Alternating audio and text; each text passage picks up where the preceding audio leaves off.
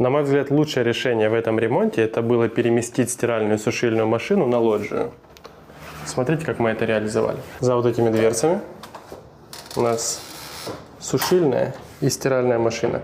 Там все надежно подключено, защита от протечек, датчик там лежит.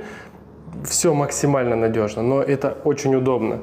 То есть здесь у нас грязное белье, какие-то принадлежности для стирки. Все закрыли. Конденсат с сушильной машины сливается в канализацию. Стиралка тоже в канализацию. И все это на лоджии. Мы заходим сюда, закидываем стирку, потом закрываем дверь и не слышим никаких звуков от стиральной и сушильной машины.